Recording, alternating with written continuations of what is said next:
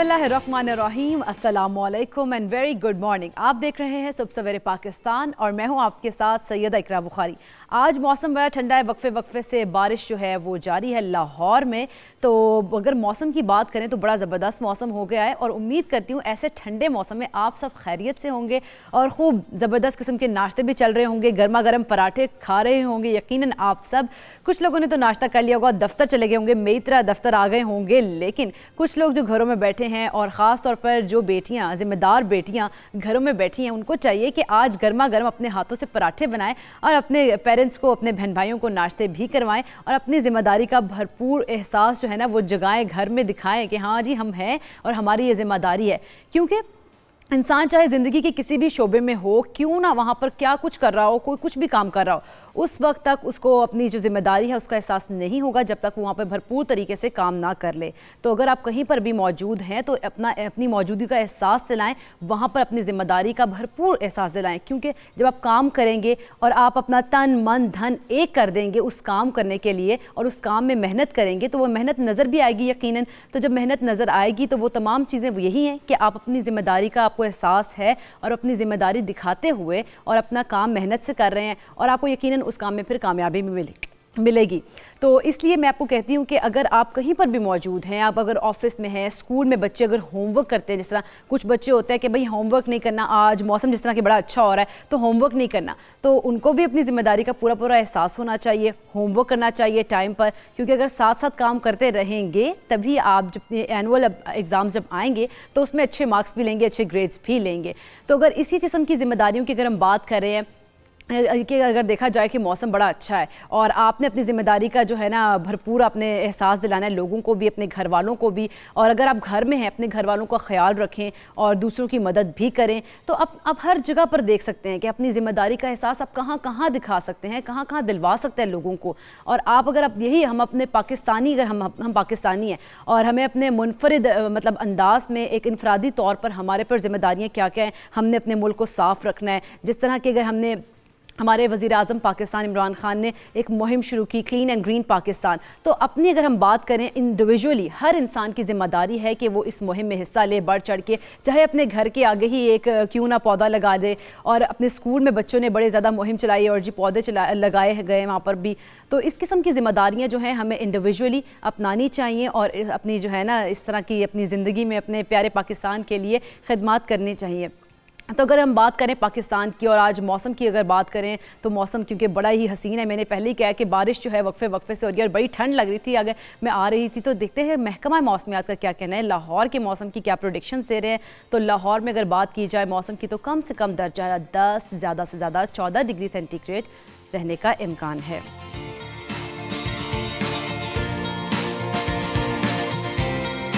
लाहौर में काले बादल छाए हुए हैं और वक्फे वक्फे से जो है ना रिम झिम हो रही है और इन्जॉय करें यकीनन हम सब, और मैं भी बड़ा इन्जॉय करती आई थी मौसम को। तो अब इस्लामाबाद चलते हैं और देखते हैं कि इस्लामाबाद का मौसम कैसा रहेगा। तो इस्लामाबाद में कम से कम दर्जा हरारत 8, ज़्यादा से ज़्यादा 14 डिग्री सेंटीग्रेड रहने का इम्कान है।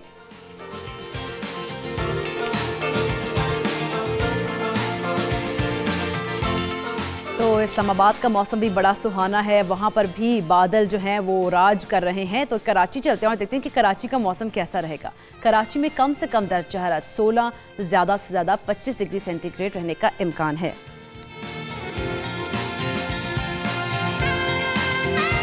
कराची में भी मुख्तलिफ जगहों पर मुख्तलिफ इलाकों में हल्की हल्की बारिश हो रही है और यकीनन मौसम कराची का भी सुहाना हो गया। कराची के जो शहरी है वो खूब इंजॉय कर रहे होंगे। तो रोशनियों के शहर कराची के बाद मैं आपको लिए चलती हूँ पेशावर और देखते हैं कि फूलों के शहर पेशावर में मौसम कैसा रहेगा। तो कम से कम दर्जा हरारत पेशावर में 9, ज़्यादा से ज़्यादा 17 डिग्री सेंटीग्रेड रहने का इम्कान है।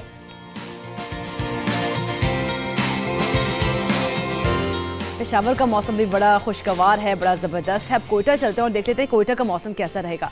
तो कोयटा में कम से कम दर्जा हरारत 1, ज़्यादा से ज़्यादा 11 डिग्री सेंटीग्रेड रहने का इम्कान है।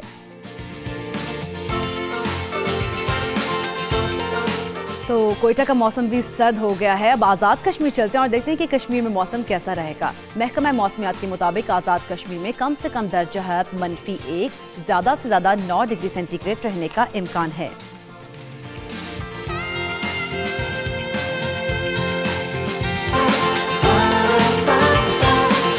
So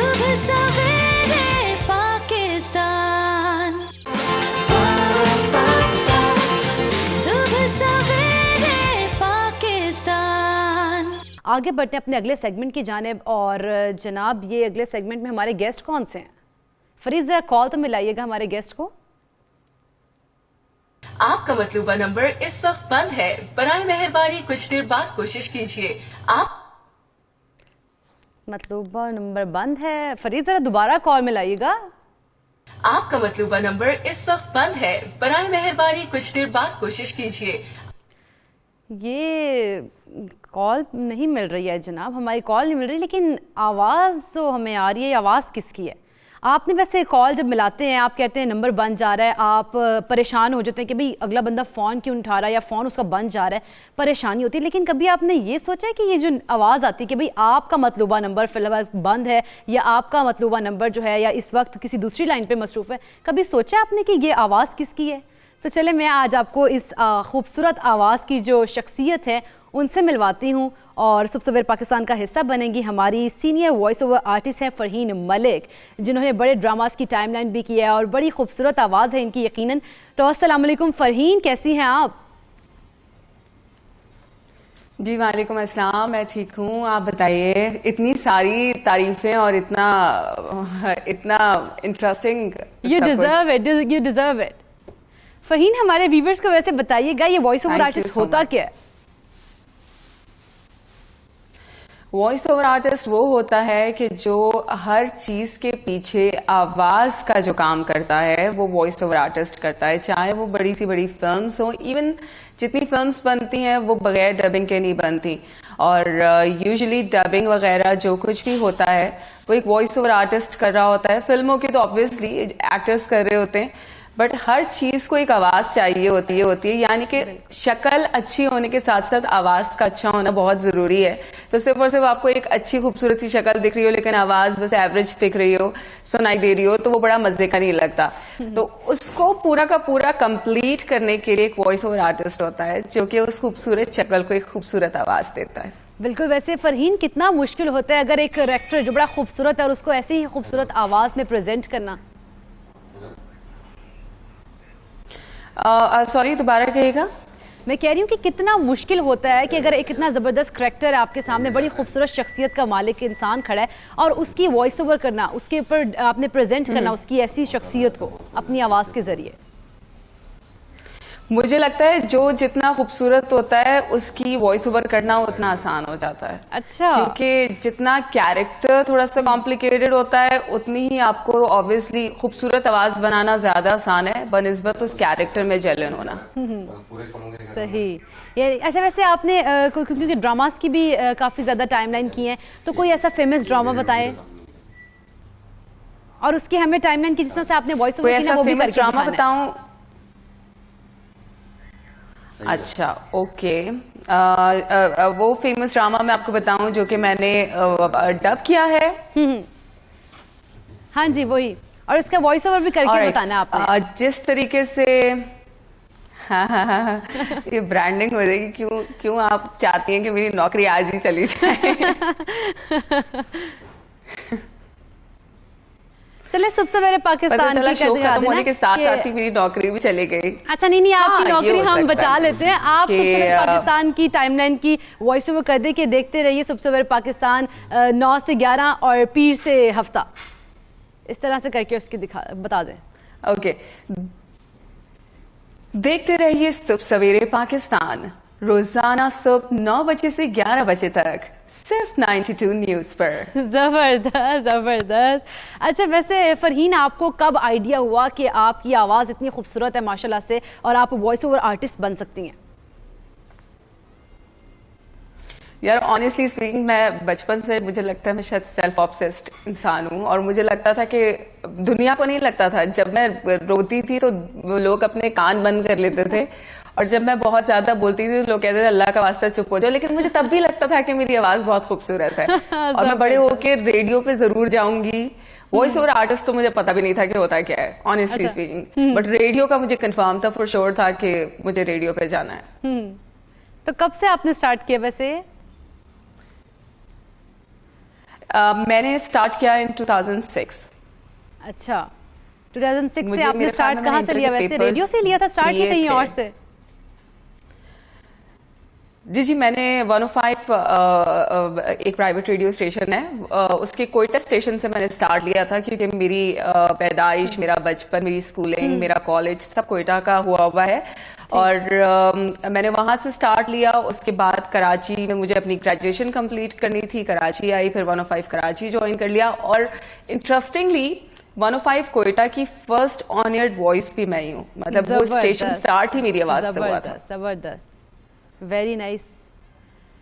इसके अलावा आपने कोयटा के आपने तो बताया है, लेकिन अगर आपकी आवाज़ की बात की जाए, क्योंकि बड़ी खूबसूरत आवाज़ होती है और इसमें इसकी बड़ी प्रैक्टिस की भी ज़रूरत होती है, तो जिस तरह जैसे संगीत वगैरह कोई गाते हैं लोग, कवालियाँ मतलब पढ़ते हैं, तो उसके लिए बड़ी रियाज की ज़रूरत होती है, तो इसमें भी कोई आप प्रैक्टिस वगैरह करती हैं? अगर ये जो आपने संगीत वाली बात कही है ना, आपका इशारा कहीं ये तो नहीं है कि गाने वाने की तरफ? अच्छा, वैसे गाना भी गा लेती हैं कि आवाज़ तो बड़ी प्यारी है आपकी। नहीं नहीं नहीं नहीं नहीं, मैं बिल्कुल भी गाना वाना नहीं गा सकती। मतलब इतना बुरा गाती हूँ कि लोग मुझे कहते हैं कि तुम्हें अल्लाह का वास्ता है, तुम जिंदगी में गाना मत गाना, तुम बोलती बहुत अच्छा हो, वॉइस ओवर आर्टिस्ट तुम बहुत अच्छी हो, तुम यही अच्छा, काम लिए करो, प्रैक्टिस की तुम जरूरत इसी होती है काम के लिए बनी हो, गाना वाना मत सोचना। लेकिन हम आपसे थोड़ा सा गवाएंगे जरूर सुबह सवेरे पाकिस्तान।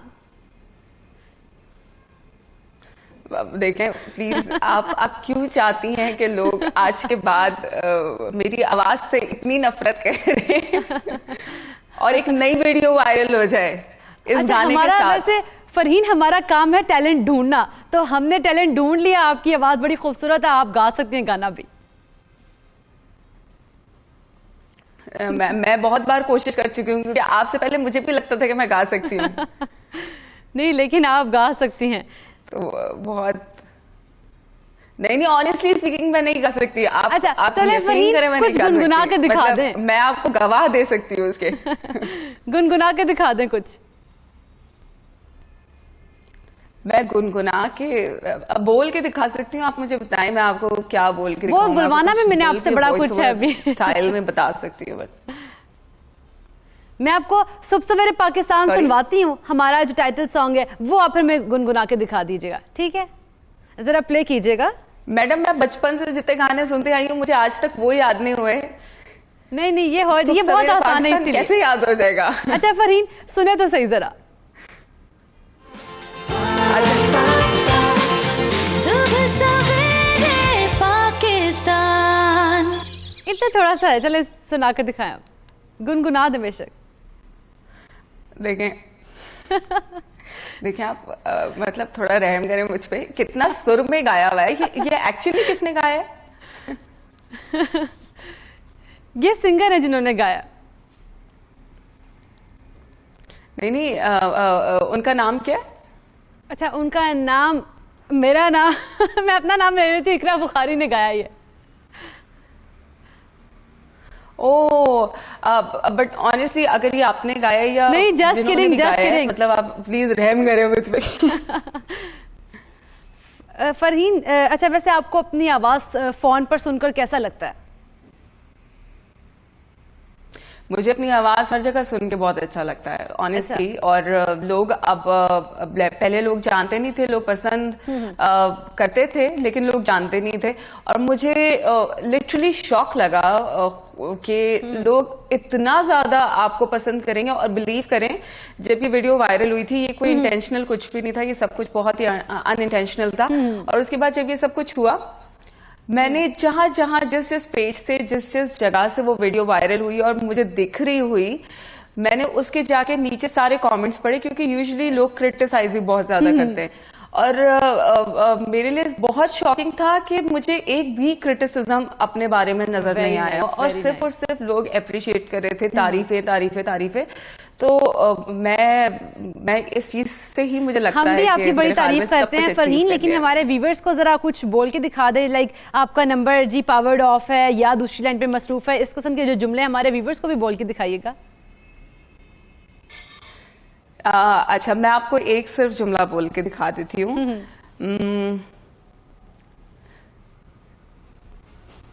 आपका मतलूबा नंबर दूसरी कॉल पर मसरूफ है। The number you have dialed is busy on another call. जबरदस्त। एक और भी वैसे बोल के दिखाइए, जो होता है ना कि पावर्ड ऑफ, उस पर बड़ा होता है कि यार फोन ऑफ जा रहा है, और हर एक को गुस्सा भी आता है कि फोन क्यों ऑफ जा रहा है।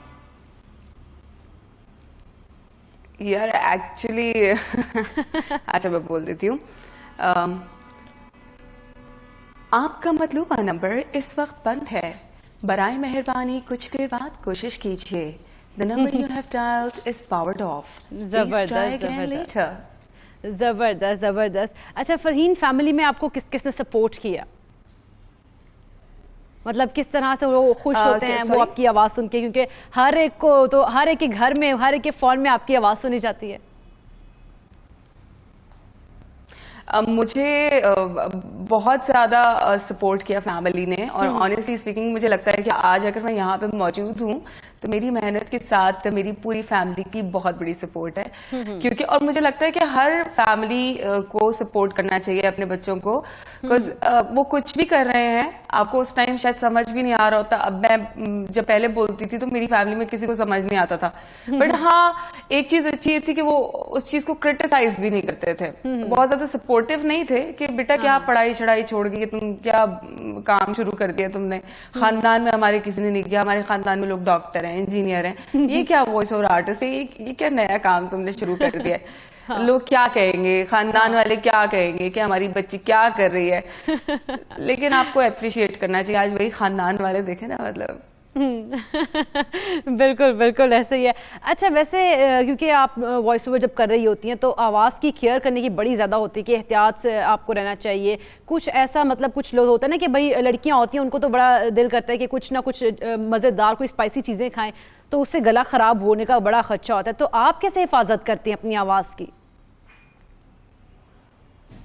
ऑनेस्टली स्पीकिंग पहले मैं अपनी आवाज की बिल्कुल हिफाजत नहीं करती थी, और जब ये पूरा वीडियो वायरल और ये सब कुछ हुआ तो उस वक्त ये हुआ था कि मेरी आवाज बिल्कुल चली गई थी, और तकरीबन 1.5 महीने के लिए मुझे लगा था कि मेरी आवाज अब वापस आएगी नहीं, बिल्कुल एडेल की तरह, और मुझे लगा था कि जिंदगी भर के लिए ये आवाज ऐसी रहने वाली है। बट अब मैंने अपनी आवाज की केयर शुरू किया, सिर्फ इतनी कि मेरी एक मेडिसिन है जो कि जब गला मेरा बिल्कुल जा रहा होता है तो मैं वो मेडिसिन खा लेती हूँ, तो वो सेटल डाउन हो जाता है। बाकी क्या बर्फ चिमाना, क्या खट्टी खट्टी चटनियाँ खाना, क्या कहते हैं गोलगप्पे खाना, सब खाती हूँ मैं। चटपटे जो खाने खाती हैं लड़कियां उस तरह से खाना खाती हैं वो, यानी कि आप, और फिर आप अपनी मेडिसिन ले लेती हैं, उससे ठीक रहती है। अच्छा वैसे फरहीन ये बताएं कि जिस तरह वॉइस ओवर तो आप करती हैं, वॉइस ओवर आर्टिस्ट के अलावा भी कुछ और करती हैं या कोई प्लान्स हैं फर्दर आपके?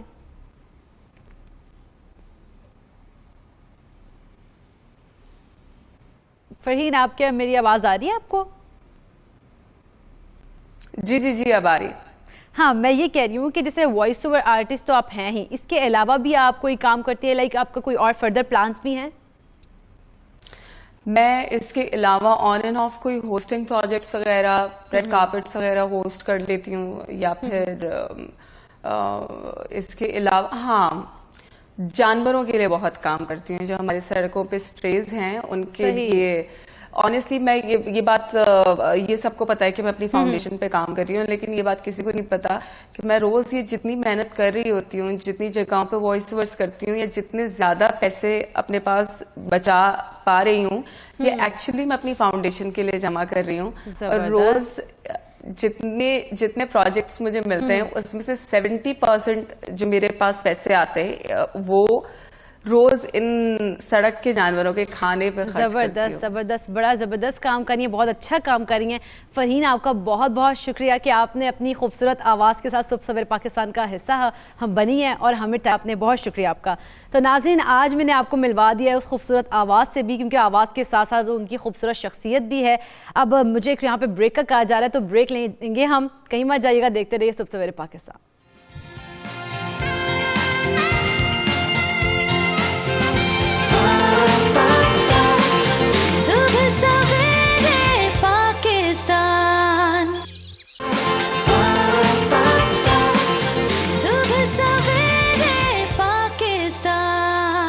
ऑनलाइन ऑनलाइन शॉपिंग पर आज हम बात करेंगे। ऑनलाइन शॉपिंग करते वक्त कौन कौन सी एहतियाती तदाबीर हैं जिनका हमें ख्याल रखना चाहिए और किस किस्म की ऑनलाइन शॉपिंग करते दौरान जो है फ्रॉड्स का सामना करना पड़ सकता है और इनको रोका कैसे जा सकता है। इस हवाले से कवानीन क्या हैं और कहाँ हैं कवानीन कि जिनको फॉलो किया जाए, जिनको हम जाएं और हम बात करें उनके ऊपर, और ताकि हमें ऑनलाइन जो फ्रॉड्स हो रहे हैं ऑनलाइन शॉपिंग करते वक्त उसमें हम बच सकें। तो इस पर आज तफसील से बात करेंगे। अपने गेस्ट से आपका इंट्रोडक्शन करवाती चलूँ तो कराची स्टूडियो से हमें ज्वाइन किया है anchor person communication consultant Fatima Ejaz ने। अस्सलाम वालेकुम फातिमा, गुड मॉर्निंग। अस्सलाम वालेकुम, good morning Iqra, how are you, क्या हाल है आपका? I am good. और हमें इस्लामाबाद स्टूडियो से ज्वाइन किया है सलवा राना ने, legal officer eight media matters for democracy. बहुत बहुत शुक्रिया सलवा आपका भी। Thank you. गुफ्तगू का आगाज़ फातिमा मैं आपसे कर लेती हूँ। ऑनलाइन शॉपिंग करते दौरान हमें कौन कौन से ऐसे फ्रॉड्स हैं जिनका आजकल ख़ास तौर पर सामना करना पड़ रहा है? अच्छा इकरा, बड़ा ज़बरदस्त टॉपिक है। हमेशा की तरह आपकी जो टीम, आप बहुत अच्छा टॉपिक डिसाइड करते हैं जो हमसे रिलेटेड है। ये एक ऐसा टॉपिक है, आप बिलीव करें इकरा कि इस टॉपिक को लेके being an anchor person, being an communication consultant, मुझे बहुत से लोगों ने, हालांकि मेरा ताल्लुक FIA से नहीं है बिल्कुल लेकिन मुझे बहुत से लोगों ने कंसल्ट किया कि आप ऑन एयर काम करती हैं और जब हम ऑनलाइन शॉपिंग करते हैं तो हमारे साथ ऐसे ऐसे फ्रॉड्स हो रहे हैं कि हम बेबस हैं कि हम उनको फ़ोन करते हैं अगर कंपनी को तो वो हमें हैरास करते। आप उनको कहें जी कि अगर आपने कोई चीज़ हमें दी है और वो एग्जैक्ट पिक्चर में अगर वो वैसी नहीं है और हम उनको दोबारा फ़ोन करें तो वो आगे से कहते हैं जी कि हमने तो आपको एज इट इज भेजी है। तो इकरा ये एक इतना बड़ा स्कैम है अनफॉर्चुनेटली। और पाकिस्तान में जो खवातीन है, खास तौर पे जो घरेलू खवातीन हमें देख भी रही हैं, उनका ऐसा मसला है कि वो मतलब इतना एक्सेस नहीं होता, इतनी एम्पावर्ड कहीं नहीं भी होती और कुछ होती भी हैं तो वो डरती हैं जी कि हम कहीं किसी को कंप्लेंट करें।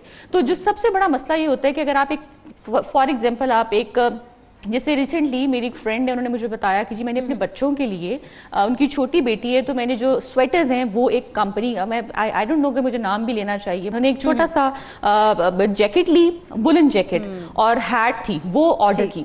अब जब वो आ गई, आप बिलीव करें तो जो डिलीवरी करने आता है आपके घर, जो भी आपको सर्विस होती है वो आपको अलाउ नहीं करते करा कि आप उसको चेक कर सकें। आप उनको पैसे दिए, आप अपना पार्सल अंदर लेके आएंगे और उन्हें बताया कि मुझे इतना दुख हुआ, मैंने पेमेंट पहले की, राइट, और जब पार्सल मेरे घर आया और जब मैंने उसको खोल के देखा तो वो बिल्कुल तो वैसा नहीं होगा बिल्कुल भी। अब जब मैंने उनको कंसल्ट किया, जब मैंने उनको फोन किया जी कि आपने तो जो चीज मुझे भेजी थी वो बिल्कुल एग्जैक्ट नहीं है, तो कहते हैं कि उन्होंने मुझे तकरीबन 2 महीने इस प्रोसेस में लगा दिए। पहले वो कहते रहे जी कि हमने तो बिल्कुल आपको ठीक भेजी है, फिर उसके बाद उन्होंने कहा जी कि आप क्या कर लेंगी, आप हमारा क्या कर लेंगी, हम तो आपको रिफंड नहीं करेंगे पैसे। बिलीव करें इकरा, ये जो कॉन्सेप्ट ऑनलाइन शॉपिंग का यूनाइटेड किंगडम UK से 1979 में स्टार्ट हुआ था।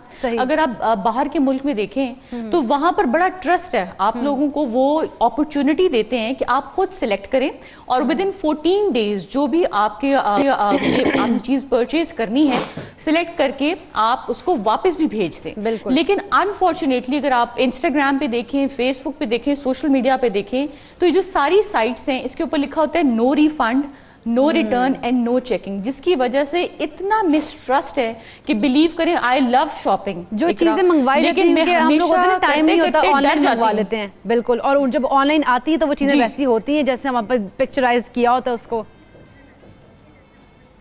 जी सॉरी, आपकी आवाज नहीं आई। मैं ये कह रही हूँ कि जिस तरह से हम लोगों ने, अगर हमें दिखाया जाता है कि भाई ये ज़बरदस्त किस्म की मैक्सी है, आप ऑर्डर कर लेते हैं, टाइम आपके पास नहीं है, आप कहते हैं भाई ऑनलाइन ख़रीद लेते हैं, लेकिन जब वो घर आता है और आप रिसीव करते हैं तो आगे से वो इतना मतलब उसकी वर्थ ही नहीं होती कि लाइक ये 500 का भी हो, मतलब उसको एक्सेप्ट नहीं कर सकता इंसान, इतनी यानी कि उसकी क्वालिटी गिराई होती है उन लोगों ने।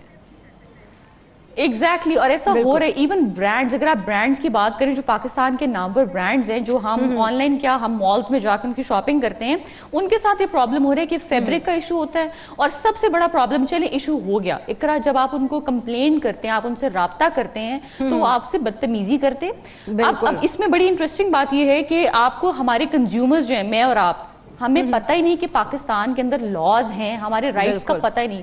हमारा राइट है कि हमें प्रोटेक्शन दी जाए, जो हमें पता नहीं है। हमारा राइट है कि अगर कोई चीज़ गलत आ रही है, हमारे साथ फ्रॉड हो रहा है, तो हम उसको कंप्लेन करें।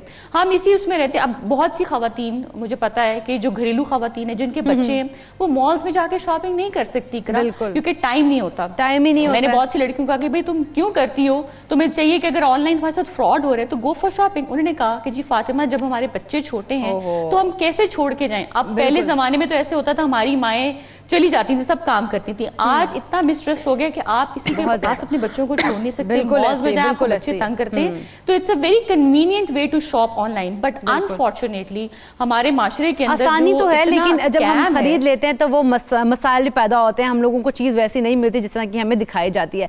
सलवा, आखिर हम जब ऑनलाइन शॉपिंग कर रहे होते हैं तो उस दौरान हम लोग कौन सी गलतियां कर देते हैं?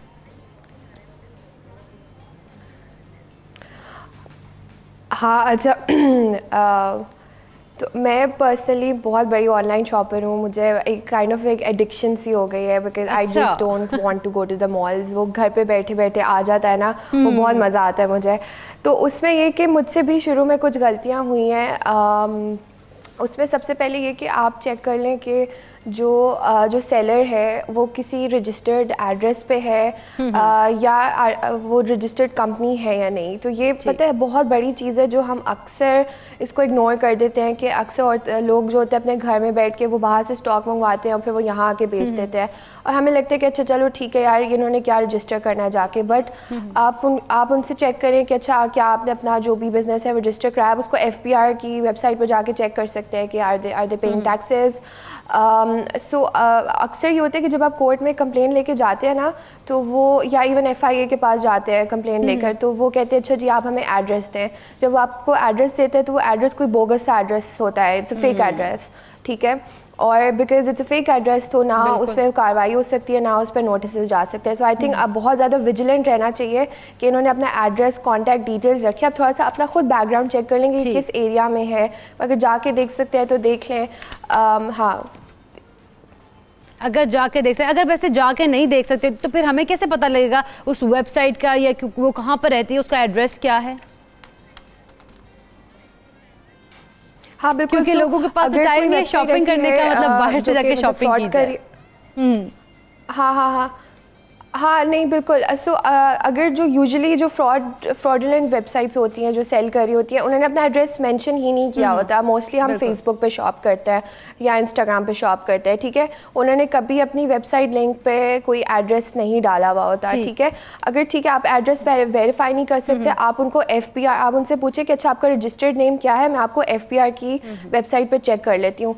अगर वो टैक्स पे कर रहे हैं दैट्स फाइन, अगर वो टैक्स पे नहीं कर रहे, आई वुड हाईली रिकमेंड कि आप उनसे ना बाय करें। ज़रूरी नहीं है कि वो फ्रॉडुलेंट ही हो सकता है बहुत कोई स्मॉल स्केल पे बिजनेस कर रहा हो, बट बिकॉज रेगुलेशन इसमें इतनी ज़रूरी है, बहुत ज़्यादा इसमें गलतियां हो रही हैं, इसकी वजह से we need to be sure कि हम जिससे परचेज़ कर रहे हैं वो एक रजिस्टर्ड कंपनी है।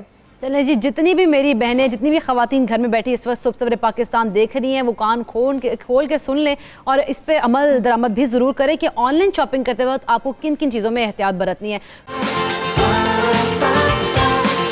सुबह सवेरे पाकिस्तान, सुबह सवेरे पाकिस्तान। फातिमा, हम अक्सर शॉपिंग करते वक्त अपने अकाउंट्स की पर जब इन्फॉर्मेशन पुट करते हैं, क्योंकि उन्होंने हमसे इन्फॉर्मेशन मांगी होती है कि आप अपनी इन्फॉर्मेशन पुट करें, तो हम सारी इन्फॉर्मेशन उनको दे देते हैं, तो ये क्या महफूज होता है? नहीं, महफूज बिल्कुल नहीं होता, अपनी सारी इन्फॉर्मेशन नहीं देनी चाहिए। लेकिन इकरा, इंपॉर्टेंट बात पता है क्या है कि हम कैसे, अगर हमने फर्ज करें, ये बात ने बिल्कुल ठीक किया कि जो ऑनलाइन शॉपर्स होते हैं उनको एडिक्शन हो जाती है, they can't live without, because convenient है, कमरे में बैठे एक सोफे पे आपको कोई चीज पसंद आई है, आपने उसको क्लिक किया, आपके घर पहुंच गई।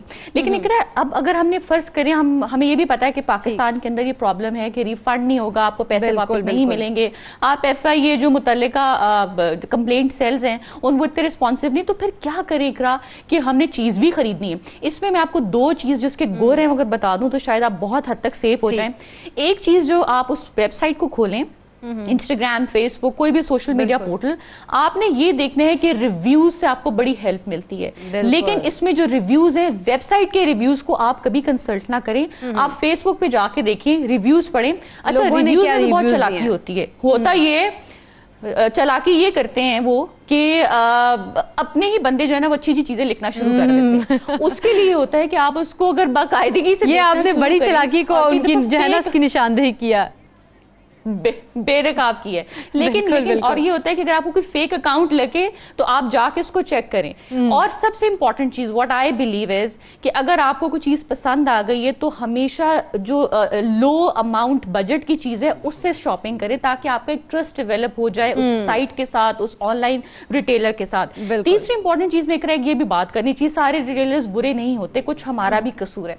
मैं ऐसे बहुत से लोगों को जानती हूँ, बहुत सी लड़कियों को जानती हूँ, ऑनलाइन शॉपिंग करती हैं, चीजें मंगवाती हैं, इस्तेमाल करती हैं और उसके बाद कहती हैं हमें तो खराब मिल गई। तो अनफॉर्चुनेटली थोड़ा सा मिसट्रस्ट दोनों तरफ पे है, कंज्यूमर की तरफ भी, रिटेलर की तरफ भी। सबसे बड़ा जो प्रॉब्लम है ना इस वक्त इकरा, अगर आप उसको आइडेंटिफाई करें, वो ट्रस्ट का इशू है। ना रिटेलर को ट्रस्ट है कंज्यूमर पे और ना कंज्यूमर को ट्रस्ट है रिटेलर पे। अनफॉर्चुनेटली अगर ये ब्रिज हो जाए, अच्छा इकरा मैं आपको बताऊं, अगर आप, मैं वेस्ट की तारीफ नहीं करती, लेकिन जो अच्छी चीजें हैं वो अच्छी चीजें हैं। अगर इकरा मैं और आप कोई ब्रांड, अगर आप बिल्कुल, क्योंकि वहां से ये कॉन्सेप्ट स्टार्ट हुआ है। अगर आप कोई चीज ऑनलाइन बाय करते हैं ना बाहर के मुल्क में, तो आई सल्यूट दोज पीपल। वो पता है क्या करते हैं, फर्ज करें आपको 6 चीजें सेल्स में पसंद आ गई हैं, आपके पास टाइम है कि विद इन 14 डेज की पेमेंट करें। आपको वो आपने सारी चीजें सेलेक्ट कर ली, 14 डेज के आपको वो सारा पार्सल आ जाए। अगर आपको फर्ज करें 6 जूते हैं, ठीक है, आपने 6 जूते पसंद कर लिए, आपको वो उस पार्सल के अंदर एक और एनवेलप देंगे जिसके ऊपर उसका एड्रेस होगा। आपने एक जूता अपना घर रख लिया, ठीक है, जो आपने पसंद किया। बाकी अगर आपको नहीं पसंद तो आप उसी पार्सल में डालें, आप उनको वापस भेजें और उनकी पेमेंट पे वो वापस जाएगा। और अगर नहीं होता तो आपको ईमेल करते हैं बड़ा कर्टियस अंदाज में कि आपने अभी तक पैसे नहीं दिए। अगर फॉर इंस्टेंस वहां पे जो अच्छी चीज है वो ये है कि अगर कोई बंदा वहां पर फ्रॉड करता है, पैसे नहीं देता, तो फिर कोर्ट्स लॉ इतना स्ट्रांग है कि कोई किसी का दिल नहीं चाहता जी कि हम billions of dollars, millions of dollars हैं या यूरोज हैं, तो ये भी फ्रॉड करने के बारे में सोच भी नहीं सकता है वहां पर। बिल्कुल, हम अगर वेस्ट से कोई चीजें अडॉप्ट करते हैं तो हमें उसको फुली अडॉप्ट करना चाहिए, ना कि हम अपने फायदे की चीज अडॉप्ट कर लें और जो हमारे जो कस्टमर्स हैं उनके फायदे के हम ना देखें। एक कॉलर हमारे साथ है, राफिया। अस्सलाम वालेकुम राफिया। राफिया की कॉल ड्रॉप हो गई है। खुदा बख्श हमारे साथ मौजूद है कॉल पे। अस्सलाम वालेकुम। वालेकुम सलाम। इकरा बहन क्या हाल है? ठीक है, अल्लाह का शुक्र, ठीक ठाक। आप क्या बात करना चाहते हैं? मेरी आप ये जो टॉपिक है ये तो बहुत अच्छा है। मैंने एक दफा ऑनलाइन परचेज, 1 से 2 दफा परचेजिंग किया, दोनों दफा ही मेरे साथ फ्रॉड हुआ है। ओहो, तो आपने क्या चीजें चेक नहीं की थी? जैसे कि हम लोगों ने पहले भी डिस्कस किया है कि आप लोगों को पहले वहाँ पे निशानदेही कर लेनी चाहिए, कोई चीज चेक कर लेना चाहिए, वेबसाइट का एड्रेस वगैरह। हम बाई डॉक जो मंगवाते हैं ना TCS के जरिए, तो उसमें वो कहते हैं कि पहले आप परचेज कर, मतलब पेमेंट कर दें, उसके बाद आपने खोलना है। फिर वो जब घर पे आके खोलते हैं तो फिर वापस का कोई तरीका ही नहीं है रिटर्न करने का। रिटर्न कर, वैसे आपने मंगवाया क्या था और निकला क्या? मैंने ट्रैक सूट मंगवाया तो उसमें सिर्फ शर्ट निकली और ट्राउजर था ही नहीं। वैसे पैसे कितने थे? ओह माय गुडनेस, ट्राउजर था ही नहीं जी। मैं कह रही हूँ कितने पैसों के? हाँ, 2500 का। ओहो, तो वैसे अंदाजन जो निकला वो वैसे कितने पैसों का था? क्योंकि जिस तरह का दिखाया होगा वैसे तो नहीं आपको मिला होगा। ज्यादा 700, 600, 700 का होगा ज्यादा। सही, जैसे तस्वीर में दिखाया गया था वैसा नहीं था बिल्कुल भी। वैसा नहीं था, वैसा बिल्कुल नहीं था। चलो भाई ठीक है जी। सलवा, ये क्या है, कोई ऐसा कानून ही बनना चाहिए कि इस किस्म की प्रोडक्ट्स अगर बेहतर ना तो उन्हें वापस कर दिया जाए और कुछ इस किस्म के उनके ऊपर कोई केस भी बंदा कर सकता है? कानून मौजूद है ऐसा? हाँ, इकरा, असल में पाकिस्तान का इशू ये है कि हमारे पास ऑलमोस्ट हर किस्म का कानून जो है वो मौजूद है। मसला सारा उसकी इम्प्लीमेंटेशन पे आ जाता है। एंड आई थिंक इम्प्लीमेंटेशन से पहले सबसे ज़्यादा अवेयरनेस का इशू होता है, क्योंकि ये जो इतने ज़्यादा ऑनलाइन शॉपिंग फ्रॉड्स हो रहे हैं ना, ये इतनी ढिठाई से इसलिए कर रहे हैं बिकॉज इनको पता है कि ना तो कंज्यूमर्स को कानून का पता है और उनको पता भी है तो उनके पास इतने पैसे नहीं है कि वो वकील करें और वो जाके कोर्ट में जाएं या वो FI के पास जाएं। लोग डरते हैं, अभी भी एक हेजिटेशन है लोगों के अंदर अप्रोच करने की लॉ इन्फोर्समेंट एजेंसीज, आधे लोगों को तो ये लगता है यार हमारे ऊपर कुछ ना हो जाएगा, इवन दो उन्होंने कुछ भी नहीं किया होता, ठीक है। तो मेरे साथ बल्कि ऐसा हुआ कि एक बहुत बड़ी रजिस्टर्ड कंपनी ऑनलाइन जो मेकअप सेल करती है, मेरे पास हमेशा उनके सही ऑर्डर्स आए हैं। मेरे दोस्तों 5-6 दोस्तों के पास जो है वो गलत ऑर्डर्स आए हैं, एंड मैंने उनको बोला कि आप इनके खिलाफ एक्शन ले सकते हैं, आपके पास कंज्यूमर प्रोटेक्शन। लेकिन फ्रॉड्स को रजिस्टर कैसे करवा सकते हैं हम, कौन सा ऐसा इदारा है? बिल्कुल, सो आप FIA के पास जा सकते हैं, फेडरल इन्वेस्टिगेशन एजेंसी के पास जा सकते हैं। वो जो उनका साइबर क्राइम का सेल है वो ऑनलाइन फ्रॉड्स को रजिस्टर करता है, वो उन पे इन्वेस्टिगेशन करता है, ये उनकी जिम्मेदारी है prevention of electronic crimes act के अंदर, आई थिंक सेक्शन 14 है। उसके बाद आप कंज्यूमर कोर्ट्स जा सकते हैं। अब सारे बड़े शहरों में जो है वो कंज्यूमर कोर्ट्स इस्टेब्लिश्ड है, आई वाज सेइंग कि कंज्यूमर प्रोटेक्शन लॉज है वो हर प्रोविंस और फेडरल के अलग है, तो आप उसके अंदर वो काफ़ी मतलब they are very good laws, आप उसके अंदर जा सकते हैं। बल्कि अभी रिसेंटली इन्हीं कंज्यूमर प्रोटेक्शन लॉज के अंदर एक I think ride hailing service थी और एक ऑनलाइन शॉपिंग वेबसाइट है जिनको पेनल्टी पड़ी थी फॉर 50,000, वो इसीलिए बिकॉज समवन एक्चुअली डिसाइडेड कि हाँ जी हम इनको कोर्ट लेके जाएंगे, and it's not hard to prove because आपके पास एविडेंस मौजूद होता है। आजकल तो स्क्रीनशॉट्स होते हैं, आपको ईमेल्स आ जाती हैं कि आपने ये ऑर्डर किया, आपकी ये अमाउंट थी, और जो आपके पास आता है आप उसकी पिक्चर ले लें। तो बस ये कि थोड़ा अवेयरनेस की ज़रूरत है, और अवेयरनेस की ज़रूरत है और इम्प्लीमेंटेशन की बड़ी ज़रूरत है। अवेयरनेस होगी तो इम्प्लीमेंटेशन भी लोग करवा सकेंगे उन्हीं चीज़ों के ऊपर। लेकिन फातिमा हमारे यहाँ ये क्यों बहुत ज़्यादा चीज़ है कि कोई भी अच्छा काम हम शुरू तो कर लेते हैं, लेकिन हमारी सोच जब नेगेटिव होती है, लोगों को नुकसान पहुँचाते हैं, लोगों को हम फ़ायदा क्यों नहीं पहुँचाते? बहुत अच्छा क्वेश्चन किया आपने इकरा। प्रॉब्लम पता है क्या, देखिए बाहर की दुनिया में भी क्राइम्स होते हैं, सब कुछ होता है, लेकिन वहां पे लॉज इतने स्ट्रिक्ट हैं कि आप एक दफा आपकी बॉडी शिवर कर जाती है कि मैं अगर ये करूंगा तो मुझे 14 साल तक जो है ना जेल में बैठना पड़ेगा और सारी जिंदगी जेल में गुजारना पड़ेगी। इसके बावजूद क्राइम्स हैं वहां पे, लेकिन रेशो कम है।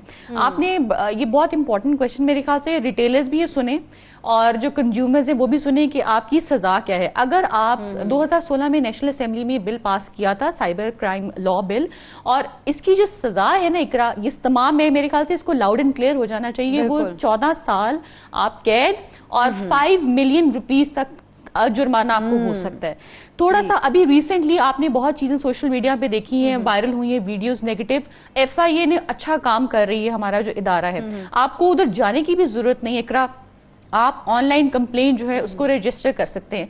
थोड़ा सा जो इशू आ रहा है ना FIA के साथ, मैं स्टिल कह रही हूँ they are working very well, वो ये आ रहा है कि ये फीडबैक मैं आपको कंज्यूमर्स का दे रही हूँ कि अगर कोई वेल नोन सेलिब्रिटी है उसका तो फौरन मसला हल हो जाता है, बिल्कुल ऐसे उसका कोई वायरल वीडियो आई है, कोई नेगेटिव, लेकिन एक आम अगर खातून है वो करे तो उसका प्रोसेस जरा लंबा हो जाता है, बहुत लंबा हो जाता है। आई थिंक सो पहले ये नहीं था हमारे पास, पहले ये नहीं थी फैसिलिटी कि आप FIA को कंप्लेन करें, अब है।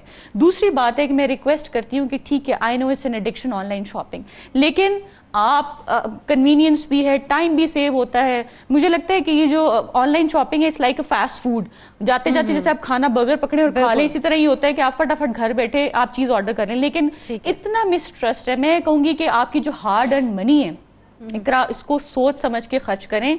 आप एक स्ट्रेस के अंदर, टेंशन के अंदर होते हैं, और कई दफा तो ऐसे भी होता है हमें अपनी जो रकम होती है दुश्मनियां बन जाती हैं, उसको सोच समझ के ही हमें उसका इस्तेमाल भी करना चाहिए। बहुत बहुत शुक्रिया सलवा, आप हमें इस्लामाबाद से हमारे साथ थी, और फातिमा आपका बहुत शुक्रिया कि आपने हमें कराची से ज्वाइन किया और इस मौजू पर हम सबकी रहनुमाई की है। तो व्यूअर्स, आप जब भी ऑनलाइन शॉपिंग अगर करें तो उसमें एहतियात ज़रूर करें। यहाँ पे लेना है छोटा सा ब्रेक, कहीं मत जाइएगा, देखते रहिए सुबह सवेरे पाकिस्तान।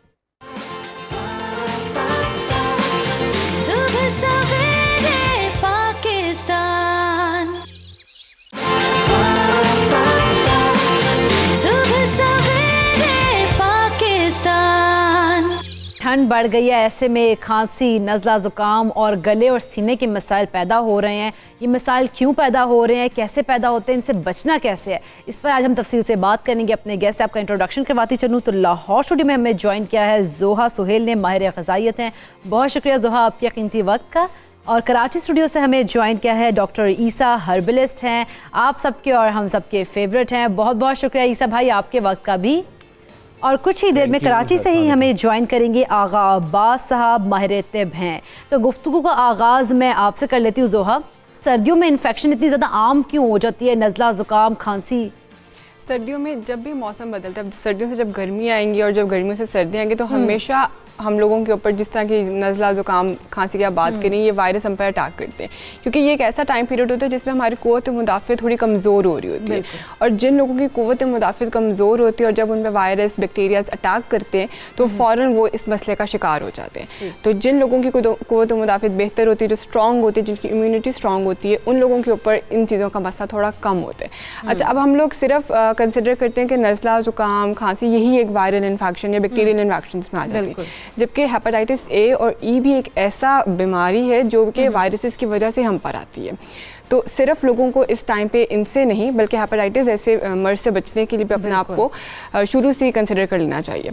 अच्छा, अब उसमें सबसे फर्स्ट पे मैं हमेशा पॉइंट आउट करती हूँ कि पेशेंट्स को हम सब चीज़ें बताते हैं कि आप ये खाएं, आप ये ना खाएं। हम हाइजीन जैसा इंपॉर्टेंट पॉइंट उनको बताते ही नहीं है कि हाइजीन आपके लिए कितनी इंपॉर्टेंट है। आपका साफ पानी, आपका साफ खाना, इवन आपके खाने के जो बर्तन है उनका साफ होना भी कितना ज़रूरी है। लोग सबसे पहले हाथ धोना कितना ज़रूरी है। 5 तरीके हैं, 5 स्टेप्स हैं जिससे आपने अपने हाथ धोने हैं। हम खाना खाने से पहले हाथ धो लेंगे लेकिन बाद में नहीं धोएंगे। और फिर जिस तरह से माएँ बच्चों को खाना खिलाती हैं, वो उन्हीं हाथों से फिर कहीं पे वो यूज़ हो रहे हैं, पैम्पर्स के लिए यूज़ हो रहे हैं, किसी भी और चीज़ के लिए यूज़ हो रहे हैं, तो मदर्स उन्हीं को यूज़ करती हैं। तो बच्चे इस मसले में ज़्यादा इस वजह से शिकार होते हैं क्योंकि मदर्स जो हैं हाइजीन को फॉलो नहीं कर रही होती। हाथ धोना, पानी बॉयल कर कर पीना, खाना पकाने से पहले जो आपकी सारी कंडीशंस हैं उनको देख लेना कि वो किस तरह की हैं। तो हाइजीन आप अगर फॉलो करेंगे तो हर किस्म के वायरस से, बैक्टीरिया से महफूज रहेंगे। पानी का अब बहुत मसला ये आ रहा है कि अगर पानी अब गंदा कंज्यूम करें, और पानी का मसला पाकिस्तान में, लाहौर में बहुत ज़्यादा हो रहा है, उससे हेपेटाइटिस का मर्ज बहुत बढ़ता हुआ नजर आ रहा है। पहले तो हेपेटाइटिस ए था, लेकिन अब ई की भी जो क्वांटिटी है, परसेंटेज लोगों में वो बढ़ रही है। उसके पीछे बड़ी वजह क्या है कि गंदा पानी, पीने का साफ पानी, पीने का साफ पानी भी मुहैया नहीं हो रहा आम शहरियों को।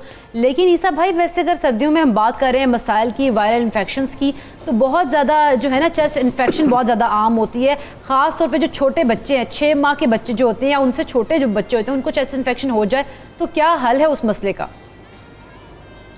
देखिए, बिस्मिल्लाहिर्रहमानिर्रहीम, सबसे पहले तो आप लोगों का शुक्रिया।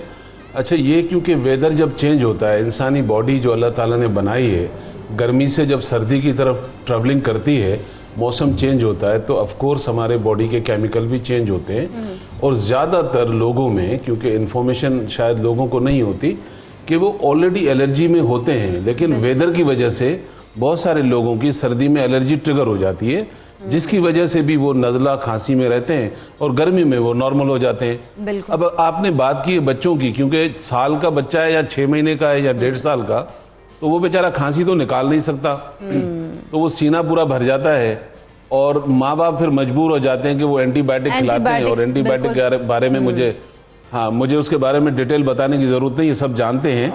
अल्लाह ताला ने इसकी जगह एक एंटीबायोटिक ऐसी बनाई है जो ये बच्चों की खांसी और नज़ला और छाती का बंद हो जाना, इसके लिए बड़ा आसान तरीका ये है कि आधा कप पानी का घर में लिया जाए। आधे कप पानी में आपने डालना है आधा चमची सिर्फ दालचीनी का पाउडर जो आपके घर में मौजूद होता है, और इसे कहते हैं जी उनाब। किशमिश का जो सबसे बड़ा साइज है, इसे उनाब कहा जाता है। 4-5 दाने तोड़कर इसी पानी में आप डाल दें। अच्छा, इसको आपने हल्की आंच पर पकाना है। 4 से जब 6 जोश आ जाएंगे तो इसको आपने छान लेना है। ये बच्चे की बेहतरीन दवाई है। साल वाले बच्चे को आप 1 चमची पिला दें वक्फे के साथ, और अगर उससे छोटा है तो आधी चमची पिला दें वक्फे के साथ, तो ये पूरा क्लीन अप हो जाएगा। एंटीबायोटिक की जरूरत नहीं पड़ेगी और ना ही शायद डॉक्टर ईसा की जरूरत पड़े। सही हो गया जी, बड़ा जबरदस्त आपने बताया है इसका हल के एंटीबायोटिक्स का हल जो है ना, ये इससे में भी बड़ा आसान। अच्छा, एंटीबायोटिक्स है, ये अल्लाह ताला, ये आप मेरे हाथ में शायद आपको नजर आ रहा है जी जी, ये अमरूद है। सही, ये अमरूद जो है, और ये जो ब्लैक नजर आ रहा है, इसे मैंने पकाया है, यानी आग के ऊपर रखकर इसको मैंने जलाया है। अगर मैं इसको कूटूंगा तो ये खाक बन जाएगा। अभी अल्लाह ताला की नेमत देखें कि वो लोग जिनकी खांसी खुश्क है और वो खत्म होने का नाम नहीं ले रही है। वैसे ये मसला जो है ना मेरे साथ बहुत ज्यादा ईसा भाई, 3-4 साल से जब सर्दियां आती है मुझे खांसी शुरू होती है, वो भी खुश्क। बस तो वो डॉक्टर के पैसे आप अमरूद पे लगाएं। अब ये एक अमरूद आपने जला लेना है, एक अमरूद जला के इसका पाउडर बनाकर इसके अंदर पाउडर के अंदर आधी चमची काला नमक, इसको मिक्स करके आप किसी भी एक छोटी सी डबिया में रख लें। जिनको खुश्क खांसी है आधी चमची निकाल कर शहद थोड़ा सा डालकर दिन में 1-2 दफा खाएं। बिलीव करें 3 दिन बहुत है, इससे खुश्क खांसी खत्म होती है और दवाई की जरूरत नहीं थी, सिर्फ एक अमरूद की नेमत थी। ठीक हो गया। और इस अमरूद के बेनिफिट खैर बहुत हैं, जब अमरूद पे करेंगे प्रोग्राम, लेकिन ये बेहतरीन चीज है। जरूर मैं ये जरूर ये करूंगी, फिर मैं आपको बताऊंगी भी। आगा साहब अस्सलाम वालेकुम, आपने हमें ज्वाइन कर लिया है। थोड़ी मैंने पहले कहा था कि आप हमें थोड़ी सी डिले हो गया था, लेकिन आगा साहब तिब्बे नबी में हमें इस किस्म के जो मसाइल है, चेस्ट इन्फेक्शन है, नज़ला जुकाम, बीमारियां जो हमें वायरल इन्फेक्शन खास तौर पर सर्दियों में लग जाती हैं, क्या हल है? बिस्मिल्लाहिर्रहमानिर्रहीम। दुरूद सलाम हो मोहम्मद वाले मोहम्मद पर। तो मैं अर्ज़ ये करना चाहता हूँ कि जो सर्दियों में नज़ला ज़ुकाम हमें लगता है, देखिए ज़ुकाम सिर्फ सर्दियों का नहीं होता है, गर्मियों में भी हो जाता है। गर्मियों में भी ज़ुकाम होता है, जी हाँ, गर्मियों में भी होता है। और सर्दियों के ज़ुकाम से कैसे बचना चाहिए? नबी पाक सल्लल्लाहु अलैहि वसल्लम ने फरमाया कि सर्दी के ज़ुकाम से अगर आप बचना चाहते हैं तो सर्दी के शुरू में 3 दिन तक शहद खाइए और 3 टाइम खाइए, एक दिन में 3 टाइम, सुबह दोपहर शाम थोड़ा थोड़ा चख लीजिए। दूसरे दिन भी ऐसी कीजिए, तीसरे दिन भी ऐसी कीजिए, तो सर्दी में आपको ज़ुकाम नहीं होगा। और अगर गर्मी के ज़ुकाम से बचना चाहते हैं तो धूप में बैठने से गर्मी से बचिए और ठंडे एसी से निकल के गर्मी में आइए तो आपको ज़ुकाम हो जाएगा फ़ौरन। अच्छा, अब दूसरी बात यह है कि फरमाया पाक सल्लम ने फरमाया, नबी पाक सल्लम ने फरमाया कि अगर कोई चाहता है कि सर्दी में ज़ुकाम ना हो, उसको चाहिए है कि मर्जन जोश यानी कि तुलसी जिसे कहते हैं, न्याज़बो जिसे कहते हैं, गुले रेहान जिसे कहते हैं, उसके फूलों को सूंघे और उसके फूलों को सूंघने से सर्दी में आपको ज़ुकाम नहीं होगा। अच्छा, दूसरी टिप्स एक बता रहा हूँ, अगर इसके पत्तों को और इसके फूलों का भपारा लिया जाए उससे भी यही होता है कि सर्दी में ज़ुकाम नहीं होता। अच्छा, एक तीसरी टिप बता रहा हूँ, वो भी मेरे प्यारे पाक नबी सल्लल्लाहु अलैहि वसल्लम ने फरमाई कि नरगिस के फूल वाइट कलर के होते हैं, नरगिस के फूलों को मौला ने फरमाया कि सूंघा जाए और रोज सूंघो सर्दियों में तो जुकाम नहीं होगा। सही। और नरगिस के फूलों का एक फायदा और भी है, मौला ने फरमाया कि अगर रोज नहीं सूंघ सकते तो हफ्ते में एक बार सूंघिए, वरना महीने में एक बार सूंघिए। अगर ये भी नहीं हो सकता तो जिंदगी में एक बार लाजमी सूंघिए। इसका फायदा क्या है? इसका फायदा यह है कि मौला ने फरमाया कि 3 किस्म की बीमारियों से आप बचेंगे, जजाम, बर्स और जुनून, ये 3 किस्म की बीमारियों से बचेंगे। और जिन लोगों को ज़्यादा गुस्सा आता है, मतलब जुनूनी कैफियत हो जाती है, दीवानगी, एकदम बहुत जोश आ जाता है, गुस्सा आ जाता है, वो अगर नरगिस के फूलों को हफ्ते में 1-2 बार सूंघना शुरू कर दें, उनका गुस्सा ठंडा हो जाएगा। ये बीवियों को अपने शौहरों को ज़रूर सूंघाना चाहिए ताकि ज़रा गुस्सा कंट्रोल में रहे। सही है, सही है जी। अच्छा, तिब्बे अंबिया की एक बात मैं और यहाँ करना चाहता हूँ। हज़रत दाऊद अलैहिस्सलाम जब जंगलों से गुजरते थे, बागों से गुजरते थे, खलियानों से गुजरा करते थे, तो हम कलाम होती थी जड़ी बूटियाँ। ए अल्लाह के नबी, जड़ी बूटियाँ हम कलाम होती थी, ए अल्लाह के नबी। फूल हम कलाम होते थे कि ए अल्लाह के नबी, हम फला बीमारी के लिए कारआमद हैं, हमें फला बीमारी में फला तरीके से इस्तेमाल किया जाएगा तो हम कारआमद हैं। हज़रत दाऊद अलैहिस्सलाम को भी जड़ी बूटियाँ कह के, बोल के ये अर्ज करती थी कि मौला हम फला बीमारी के लिए कारआमद हैं। और हज़रत सलेमान के लिए भी, हज़रत सुलेमान के लिए भी यही कहा जाता है, तारीख में मिलता है कि उनको भी जड़ी बूटियाँ बोल के बताती थी कि मौला हम फला बीमारी के लिए कारआमद हैं, हमें फला बीमारी में इस्तेमाल किया जाएगा तो फला बीमारी दूर हो जाएगी। ये तिब उस ज़माने से चली है, मतलब ये इल्हामी नुस्खे हैं तिब्बे अंबिया। जितनी भी तिब चली, ये हज़रत दाऊद अलैहिस्सलाम, हज़रत सुलेमान अलैहिस्सलाम को जड़ी बूटियों ने खुद बताया। उसके बाद रिसर्च होती चली गई। चाइना में सबसे ज़्यादा 5000 साल 10,000 साल की तारीख है, रिसर्च हुई, उस पर काम हुआ और ये तिब फैलती चली गई। बिल्कुल बिल्कुल। अच्छा, देखिए, नज़ले ज़ुकाम के लिए मैं एक चीज़ और अर्ज़ करूँ कि नबी पाक सल्लल्लाहु अलैहि वसल्लम ने फरमाया कि अगर कोई नज़ले ज़ुकाम को ना रोके तो उसके फ़ायदे भी हैं, मतलब 2-3 दिन अगर इसको बहने दिया जाए तो उससे फ़ायदा भी है। मौला ने फरमाया कि ज़िंदगी में कोई बड़ी बीमारी आपको नहीं होगी, क्योंकि दिमाग के जो फजलात हैं वो नाक के ज़रिए से बह जाते हैं। अच्छा, नज़ला ज़ुकाम में एक फ़र्क भी है, नज़ला क्या होता है, ज़ुकाम क्या होता है। जो दिमाग के फजलात नाक से बहना शुरू हो जाए उसको ज़ुकाम कहा जाता है, और जो फजलात अंदर हलक के अंदर, सीने के अंदर गिरे, उसको नज़ला कहा जाता है। दोनों में फ़र्क है। और नज़ले का जो पानी होता है वो बेरंग होता है, नज़ले का जो पानी होता है वो बेरंग होता है। कभी आप खींच के इंसान थूकता है उसको, बेरंग होता है। अच्छा, जो जुकाम का जो पानी नाक से गिरता है वो हल्का जर्दी माइल होता है, दोनों में फर्क है। सुबह सवेरे पाकिस्तान, सुबह सवेरे पाकिस्तान। बीमारियों की और वायरल इन्फेक्शंस की तो बहुत ज़्यादा खुराक भी मैटर करती है। तो ऐसी कौन सी खुराक है जो कि हम ले लेते हैं और बाद में हमारा गला पकड़ा जाता है? ऐसी तो बहुत सी खुराक है जो हम ले लेते हैं और हमें सर्दियों में अवॉइड करनी चाहिए, जरा हमारे व्यूअर्स को बताएं। बिल्कुल। अच्छा, उसमें सबसे पहले आता है कि बहुत से लोग ये कंप्लेन करते हैं कि हम लोग सिट्रस नहीं खा सकते, हमारा गला खराब हो जाता है।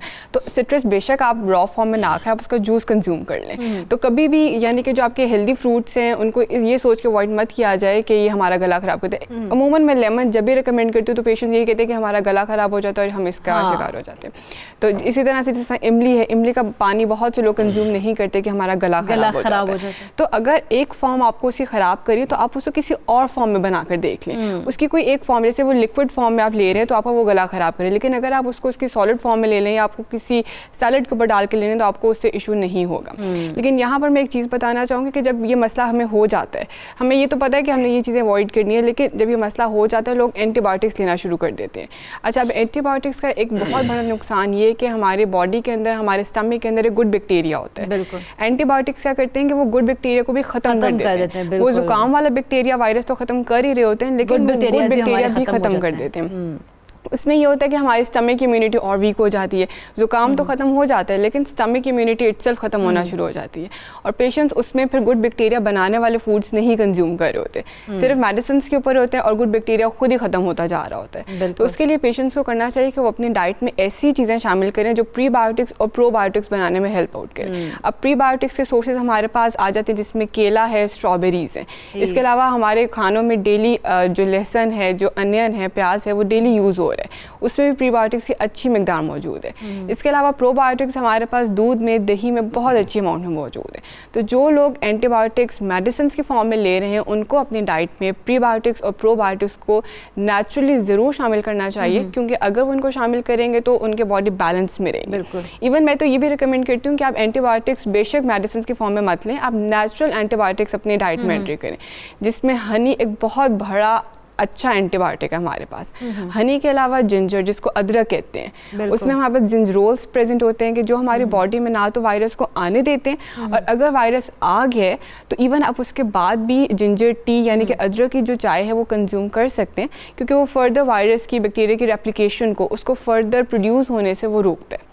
तो अपनी डाइट में नेचुरल एंटीबायोटिक्स का इस्तेमाल करें और अगर मेडिकेटेड फॉर्म में ले रहे हैं तो प्रीबायोटिक्स और प्रोबायोटिक्स को ज़रूर शामिल रखें ताकि इम्यूनिटी आपकी वीकन पॉइंट पे ना आ जाए। हाँ, हम बात कर रहे थे ना कि खुराक जो है बड़ी मैटर करती है, कौन कौन सी खुराक है जो कि हमें नहीं इस्तेमाल करनी चाहिए। अब वो वाली खुराक बता दें जो कि हमें इस्तेमाल करनी चाहिए और हम इन तमाम बीमारियों से बच सकते हैं।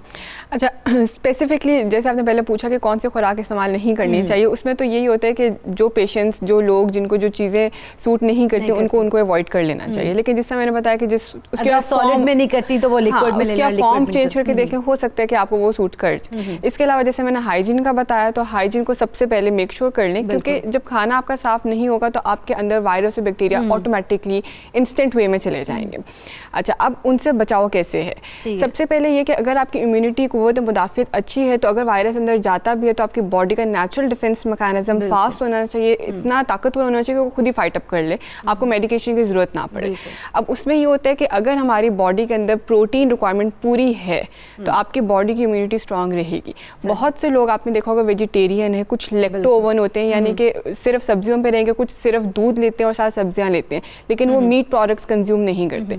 ऐसे पेशेंट्स फिर ये शिकायत करते हैं कि हम अपनी डाइट में प्रोटीन कैसे शामिल करें, क्योंकि प्रोटीन एक ऐसा मैक्रोन्यूट्रिएंट है कि जो हमारी बॉडी का डिफेंस मैकेनिज्म स्ट्रांग करने में बहुत इंपॉर्टेंट रोल प्ले करता है। तो इसलिए फ्रॉम वेरी स्टार्ट यानी कि कंसेप्शन से मदर्स को टू ओल्डर एज तक लेना चाहिए ताकि आपकी इम्यूनिटी कभी भी खराब ना हो। इम्यूनिटी खराब कभी भी ना हो। ईसा भाई, आपकी जानिब एक सवाल है बड़ा ज़बरदस्त किस्म का कि कुछ लोग होते हैं उनको सारा साल नज़ला ज़ुकाम रहता है, इसका क्या इलाज है वो हम अपने व्यूवर्स को बताएंगे, लेकिन यहाँ पे लेना एक छोटा सा ब्रेक, कहीं मत जाइएगा, देखते रहिए सब सवेरे Pakistan.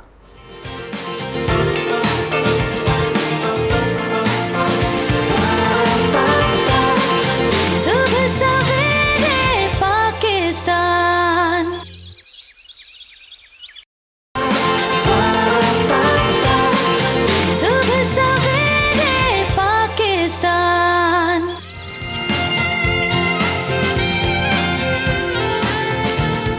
Welcome back. Viral infections पर बात करें और जाते जाते ब्रेक से जब मैं जा रही थी तो मैंने एक क्वेश्चन थ्रो किया था ईसा भाई की तरफ। तो ईसा भाई वही बताइएगा कि जो कुछ लोग होते हैं जिनको सारा साल ही नज़ला ज़ुकाम रहता है, उसका क्या इलाज है, क्या है आपके पास कोई टोटका? अच्छा, मैं बताने के लिए जो अब बताऊंगा उसमें वो सारे लोग जिनको नज़ला ज़ुकाम खांसी, साइनस रहता है, एलर्जी रहती है, बलगम रहता है, मल्टीपल चीज़ें, बच्चे बड़े, ये सब लोगों के काम आएगा। और अपने घर में बना के रखें। इसमें 6 अल्लाह ताला की नेमतें हैं। एक है गुले गाओ-ज़बां, ये फ्लावर्स हैं, उसके पत्ते हैं, आम पंसार की दुकान से आपको मिल जाएगा। गुले गाओ-ज़बां ले लें और उसके अंदर आपने मुलेठी लेनी है। ये गुले गाओ-ज़बां है, ये मुलेठी है और ये उनाब। उनाब ये लाल होते हैं बेर की तरह, इसके अंदर बीज होता है, उसको निकाल लीजिए। तीसरी चीज़ उनाब ले लें, फिर चौथी चीज़ गुलमंडी ले लें और पांचवी चीज़ गुले बनफशा ले लें और छठी चीज़ जो है वो सौंफ ले लें। इन 6 चीज़ों का पाउडर बनाकर चाय की पत्ती की तरह मोटा सा अपने जार में रख लें। ये आप दिन में 1 या 2 कप सुबह शाम कैसे पिएंगे? 1 कप पानी में आप 1 चाय की चमची जब डालेंगे तो 2-4 उबाल के बाद ये कहवा बन जाएगा। अब आपकी मर्जी है कि आप शुगर के पेशेंट है तो फीका पीजिए, आप चाहते हैं आपके पास प्योर शहद है वो डाल के पीजिए, गुड़ डाल के पीजिए। सुबह शाम दे दें। अल्लाह ताला के हुक्म से नज़ला, जुकाम, खांसी, बलगम, डॉक्टर से भी जान छूट जाएगी और आप अपने घर में खुद भी बना रहे होंगे और साइड इफेक्ट नहीं है, क्योंकि ये अल्लाह ताला की वो नेमतें हैं जिनमें कोई केमिकल का कॉन्सेप्ट नहीं है। अच्छा, यही चीजें हम लोगों को यहाँ क्यों बता रहे होते हैं? इसलिए कि ये चीजें बनाकर हम क्लिनिक में दे रहे होते हैं पेशेंट को, वो बेचारे खरीद रहे होते हैं, लेकिन लाखों ऐसे लोग हैं जो डॉक्टर ईसा के पास नहीं आ सकते हैं। तो मेरी रिक्वेस्ट है कि अपने घरों में बनाएं, पैसे भी बचाएं और अपना वक्त भी बचाएं और केमिकल से भी बच जाएं। घरों में बना के ये इन तमाम चीजों को इस्तेमाल कर सकते हैं। जी जी, दूसरी चीज ये क्या है? सफेदे का तेल है। ये आसान लोग ना, वो मैं डॉक्टर के पास नहीं जाऊंगा, टाइम नहीं है, कुछ भी नहीं है, तो ये सफेदे का तेल है। आप स्टीम तो लेते हैं, ठीक, खांसी नज़ला जुकाम की वजह से स्टीम लेते हैं। आप जिस बर्तन में स्टीम लेते हैं उसको पानी को गर्म करके सफेदे का तेल 4-5 कतरे डाल दें। आप उसमें डालने के बाद आपको वेंटिलेटर पे जाने की जरूरत नहीं पड़ेगी। ये इतना बेहतरीन काम करता है। जबरदस्त जबरदस्त। आगा साहब, तिब्बे नबी में इस किस्म की बीमारियों के क्या इलाज हैं? जिस तरह से मैंने फ्लू की बात की है कि फ्लू रहता है हर टाइम, नज़ला जुकाम रहता है, इसका क्या इलाज है? ठीक है, बिस्मिल्लाहिर्रहमानिर्रहीम। देखिए, मेरे सुनने और देखने वाले अगर चाहें तो कागज़ कलम उठाएं और नोट करें मैं जो चीज़ें बता रहा हूँ, बिलखुसूस मेरे शहर लाहौर के रहने वाले। चेस्ट इन्फेक्शन हो रही है उसका भी काइंडली ज़रूर बताइएगा, क्योंकि चेस्ट इन्फेक्शन बहुत ज़्यादा आम है, बच्चों में, बड़ों में, सभी में। जी हाँ, मैं उसी का बता रहा हूँ। ख़ासतौर पे आजकल लाहौर में बहुत ज़्यादा फैला हुआ है, तो मेरे लाहौर के मेरे दोस्त, मेरे अहबाब सब तवज्जो से सुने और इस नुस्खे को जब आप अप्लाई करेंगे तो आप यकीन करें कि 10 मिनट के बाद चेस्ट इन्फेक्शन में आराम ऐसा आएगा, आप हैरान हो जाएंगे। आपकी छींकें जो आ रही हैं आपको वो रुक जाएंगी 10 मिनट के बाद इंशाअल्लाह, और आपकी नाक से जो ज़ुकाम बह रहा है वो भी रुक जाएगा और सर में दर्द आपके वो भी रुकेगा। ये सब चीज़ें, चारों पांचों चीज़ें आपकी 10 मिनट के बाद रुकेंगी। आपने करना क्या है, आपने एक स्टील का भगोना लेना है, एल्युमिनियम का भगोना नहीं लेना है, ठीक है। स्टील के भगोने में 3 चाय के कप के बराबर पानी डालना है। पानी को बॉईल होने रख दें आप, उसके अंदर आप थोड़ी सी दालचीनी डालें और जब डालें बिस्मिल्लाहिर्रहमानिर्रहीम कहें, अल्लाह का नाम लें ताकि बरकत उसमें आ जाए, उसमें शिफा आ जाए। आप दालचीनी थोड़ी सी डालें, थोड़ी सी आप 4 लौंग डालें, बस 4 से 5 अदद लौंग डाल दें और थोड़ी सी अदरक देसी होनी चाहिए। इसको आप जोश होने दें, जोश पे आ जाए, ये बॉईल होने दें इसको। जब ये बॉईल होने के बाद 1 कप रह जाए, इसको आप छन्नी से छान के निकाल लें और इसमें शहद आप 1 चमचा मिलाएं। शहद असली होना चाहिए, शहद इसमें मिलाएं और इसके बाद इसको पी जाएं। आप भूल जाएं 10 मिनट के बाद, छींके भूल जाएं, चेस्ट इन्फेक्शन भूल जाएं, सांस अगर सही नहीं आ रहा सांस भी सही आएगा इंशाल्लाह, और सबसे अहम बात ये बता रहा हूँ, सर का दर्द भी चला जाएगा। जबरदस्त। अच्छा, सर के दर्द के लिए मैं एक चीज़ और बताऊँ आपको। हाँ जी। मेरे मौला इमाम अली अलैहिस्सलाम ने फरमाया, क्योंकि इमाम अली अलैहिस्सलाम के पास भी जो भी नुस्खे आए वो सब रसूल अकरम सल्लल्लाहु अलैहि वसल्लम से ही आएगा, ठीक है ना। उन्होंने फरमाया कि मैंने रसूल अकरम सल्लल्लाहु अलैहि वसल्लम को फरमाते सुना। तो इमाम अली अलैहिस्सलाम रिवायत करते हैं कि मैंने रसूल अकरम सल्लल्लाहु अलैहि वसल्लम को फरमाते सुना कि अगर सर के दर्द से या आधे सर के दर्द से या पूरे सर के दर्द से अगर बचना चाहते हैं, और बिलखुसूस सर्दी के ज़माने में जो नज़ले ज़ुकाम की वजह से सर में दर्द शुरू हो जाता है, मौला ने फरमाया कि ताज़ा मछली खाइए, जबरदस्त ताज़ा मछली खाइए। और अब यकीन जानिए, मैंने मछली खाएं तो यकीनन सर का दर्द जो दूर हो जाएगा, दूर हो जाएगा। ताज़ा मछली से बिलखुसूस आधे सर के जो दर्द के मरीज़ हैं, आप यकीन जानिए मैंने हज़ारों लोगों को नहीं लाखों लोगों को बताया ये मैंने, और मुझे लोगों ने रिस्पांस दिया कि साहब आधे सर का दर्द हमारा ताज़ा मछली खाने से दूर हुआ। ये मेरे मौला रसूल अकरम सल्लल्लाहु अलैहि वसल्लम का नुस्खा है जो मेरे मौला मुत्तकियान अली अलैहिस्सलाम ने फरमाया।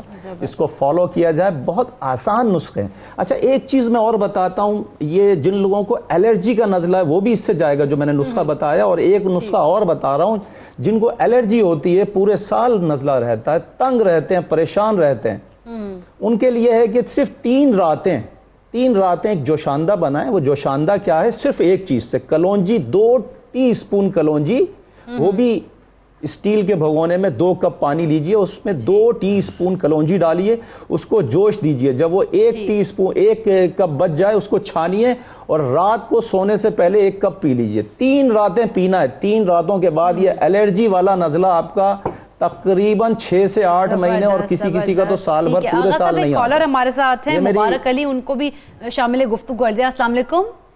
जी इंशाल्लाह। जी मुबारक अली, क्या बात करना चाहते हैं आप? जी आप सबको सलाम व आदाब।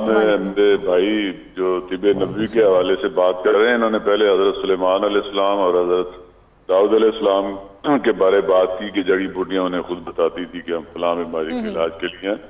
मैं उसमें थोड़ा ऐड करना चाहता हूँ कि वो हजरत लुकमान हकीम के बारे में ये बात कही जाती है, और वो सूरत लुकमान कुरान पाक में उन्हीं पे उतारी गई है पूरी। हजरत लुकमान हकीम से अल्लाह ताला ने पूछा कि लुकमान तुम्हें बादशाह दूं या हिकमत व दानिश दूं? तो हजरत लुकमान ने कहा कि जी मुझे हिकमत व दानिश चाहिए। जब आप घर से बाहर निकलते थे तो आपको अक्सर जड़ी बूटियों का पता होता था कि ये फलां बीमारी के लिए, ये फलां बीमारी के लिए। जिसका नहीं पता होता था वो फिर जड़ी बूटी खुद बताती थी कि मैं फलां बीमारी के लिए हूँ। हजरत लुकमान हकीम से किसी ने पूछा कि हकीम साहब, जिंदगी में मौत से ज्यादा कोई तकलीफ दे मरहला है? तो हकीम साहब ने कहा है। उन्होंने कहा जी वो क्या? आपने फरमाया कि किसी सफेद पोश का इंतहाई मजबूरी के आलम में किसी के आगे हाथ फैलाना मौत से ज्यादा तकलीफ दे मरहला है। बहुत शुक्रिया जी। एक और कॉलर है अब्दुल जब्बार। अस्सलाम वालेकुम। वालेकुम सलाम जी अब्दुल जब्बार, क्या बात करना चाहते हैं? अब्दुल जब्बार की कॉल ड्रॉप हो गई है। तो हम बात कर रहे थे क्योंकि हमारे कॉलर ने जिस तरह से कहा, आगा साहब कुछ कहना चाहेंगे आप? अच्छा जी मैं बिल्कुल कहना चाहूँगा। ये जो मेरे भाई ने ये बात कही है, बिल्कुल खुदा उनको सलामत रखे और परवरदिगार उनको सलामती अता करे। बात उन्होंने बिल्कुल ठीक कही है। ये मेरे अगले प्रोग्राम, जो अगला प्रोग्राम था उसमें हकीम लुकमान का मैं जिक्र करने वाला था, उन्होंने अब मुझे छेड़ दिया, तो यहाँ पर तो मैं इसी में कर देता हूँ। हकीम लुकमान के भी बहुत सारे नुस्खे हैं, और इंशाल्लाह ताला हो सकता है किसी दिन हम पूरा प्रोग्राम ही हकीम लुकमान के नुस्खों पे करेंगे। हकीम लुकमान के नुस्खे भी मेरे पास बहुत कसीर तादाद में मौजूद हैं, और ऐसे हकीम लुकमान के नुस्खे बताऊंगा। मेरे रमज़ान में शायद जिन लोगों ने मेरी ट्रांसमिशन देखी हो, तो मैंने हकीम लुकमान के बहुत ज़्यादा हकीम लुकमान का जिक्र किया है, हकीम बू अली सीना का जिक्र किया है, बुकरात का जिक्र किया है, सुकरात का, बहुत सारे लोगों का जिक्र करता हूँ मैं। लेकिन यहाँ पर मैंने आज सोच रखा था कि हज़रत दाऊद अलैहिस्सलाम और हज़रत सुलेमान अलैहिस्सलाम का मैं जिक्र करूँ। सुबह सवेरे पाकिस्तान, सुबह सवेरे पाकिस्तान। कॉलर हमारे साथ है मिसेज अली। अस्सलाम वालेकुम। वालेकुम अस्सलाम। जी मिसेज अली, क्या बात करना चाहती हैं? ईसा भाई से मैं अपनी बेटी के बारे में जरा पूछना चाहती हूँ। जी हाँ जी बहन। अस्सलाम वालेकुम। ईसा भाई मेरी हाँ जी, मेरी बेटी, उसका गला ना बहुत ज्यादा तकरीबन हर वक्त ही खराब रहता है। इतनी दर्द होती है, बहुत मेडिसिन ली है और वीक भी बड़ी है। दूसरी बात यह है कि मैं ना आपके पास कराची आकर उन्हें चेक भी करवाना चाहती हूँ अपने 2 बच्चों को। अच्छा बहन, मैं थोड़ा आसान तरीका बता देता हूँ। ठीक है, अभी इस समय एक और कॉलर हमारे साथ है, उनको भी पहले शामिल गुफ्तगू होते फिर इनका बता देंगे। फरहत मौजूद है कॉलर। अस्सलाम वालेकुम फरहत। वालेकुम सलाम, क्या हाल है? मैं ठीक हूँ। फरहत, आप क्या बात करना चाहती हैं? एक तो आपका बहुत ज्यादा शुक्रिया इतना इंफॉर्मेटिव प्रोग्राम करने पे। दूसरा मैं ये पूछना चाहती हूँ कि स्टमक का प्रॉब्लम मेरा बहुत ज्यादा है। ठीक। ना खाओ तब भी बुरा हाल है, खाओ तब भी बुरा हाल है। क्या स्टमक में पेन रहती है आपके? और गैस का बहुत ज्यादा प्रॉब्लम रहता है, सर में दर्द शुरू हो जाता है। ठीक है, चलें जी, ठीक है जी, अभी आपका बता देंगे, ये आगा बताएंगे। लेकिन ईसा भाई पहले आप बताइएगा, मिसेज अली ने जो आपसे पूछा, उनकी बेटी का गला बहुत खराब रहता है, वीक भी है। बिल्कुल, इनकी बेटी के लिए पहले तो जैसे बहन ने कहा मैं लाहौर से कराची आऊँगी। मेरी बहन, लाहौर से कराची सफ़र करने की ज़रूरत नहीं है। मैं दिन में 3 दिन में रोज़ाना 2 घंटे फ़ोन उठाता हूँ, 8 से 10 बजे। आप डायरेक्ट फ़ोन करके मैं कुछ सवाल क्वेश्चन वगैरह करके लोगों की मेडिसिन बना के पूरे पाकिस्तान में भेजता हूँ। आपको ज़रूरत नहीं है, अगर आना चाहें तो वेलकम। अच्छा, दूसरी चीज़ अपनी बेची के लिए अभी मैंने एक रेसिपी बताई थी, दोबारा याद कर लें। गुले बनफशा, गुले गाओ ज़बा, उनाब, सौंफ, गुलमंडी और ये जो गुले बनफशा, गुलमंडी और उनाब, सौंफ, जो 6 चीज़ें मैंने बताई हैं, इनका आप पाउडर कर लें, जैसे चाय की पत्ती की तरह कूट लें। 1 कप में 1 चमची डालकर इसको 4-6 उबाल दें, कहवा बन जाएगा। छान कर उसमें शहद डाल दें। अल्लाह ताला के हुक्म से दिन में सुबह शाम पिलाएं। अगर छोटी बच्ची है तो आधा कप पिलाएं सुबह शाम। ये बेहतरीन है उन सब लोगों के लिए। और दूसरा सवाल जो मेरी बहन ने किया कि मुझे गैस्ट्रिक होता है, अब जाहिर बात है गैस्ट्रिक होता है तो आप जो डॉक्टर के पास दवाइयाँ अवेलेबल है, मैं नाम तो नहीं लूँगा, मैं यूएसए में क्लिनिक करता हूँ। एक मेडिसिन पाकिस्तान में बहुत दी जाती है, हम अगर यूएसए में 14 दिन से ज़्यादा खिला दें तो हमें जेल हो जाएगी, लेकिन यहाँ माशाल्लाह लोग 3-3 साल से खा रहे होते हैं। आपके घर में एक चीज़ें अल्लाह ताला ने जो भेजी हैं, ये आपको अल्सर है, आपको गैस बनती है, आपका खाना हजम नहीं होता, आपको जलन होती है, तो घर में 4 चीज़ें किचन में उठाइए। सौंफ उठाएं, ज़ीरा उठाएं, पुदीना उठाएं, और सौंफ, ज़ीरा, पुदीना और चौथी चीज़ कलौंजी।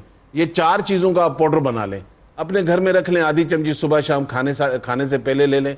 अल्लाह ताला के हुक्म से ये बेहतरीन दवाई है अल्सर के लिए, गैसेस के लिए, खाना नहीं हजम होने के लिए। ठीक है, आगा साहब बताइएगा, फरहत बहन के लिए तिब नबी में क्या इलाज है?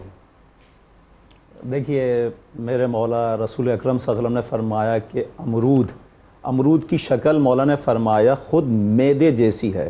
यानी कि जो चोंच वाला अमरूद होता है ना, एक तरफ से गोल होता है, एक तरफ से चोंच होता है।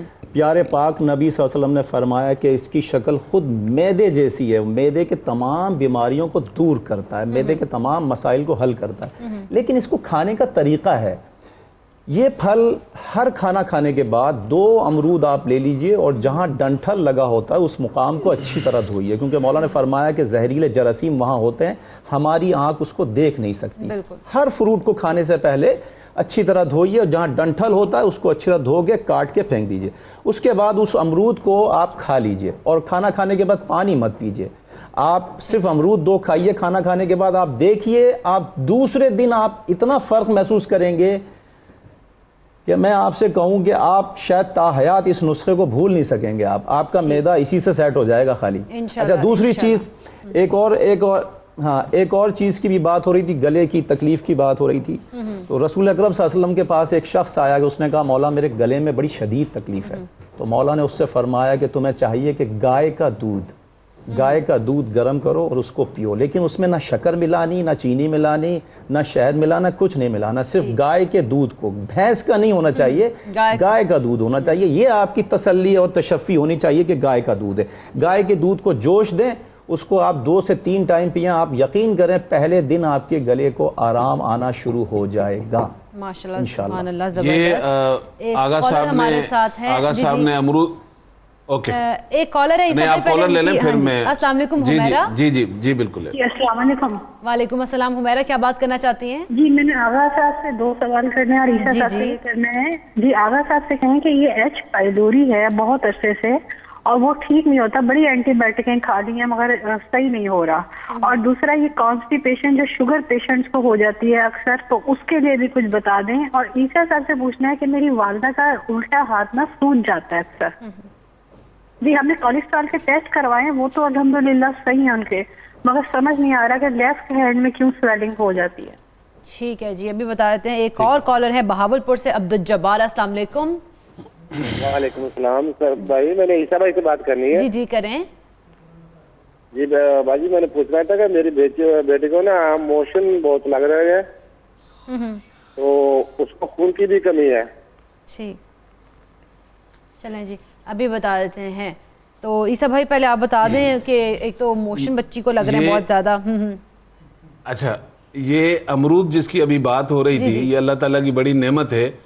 लूज मोशन अगर किसी के बंद नहीं हो रहे हो मेडिसिन खाने के बाद भी, कच्चे अमरूद यानी कि ग्रीन वाले, अगर आप 2 खिला दें उसको डेली बेसिस पर, और अगर बच्चा है छोटा तो फिर एक ही खा सकेगा, लेकिन ये 2 से 3 दिन आप खिला दें, ये लूज मोशन की दवाई लेने की जरूरत नहीं पड़ेगी।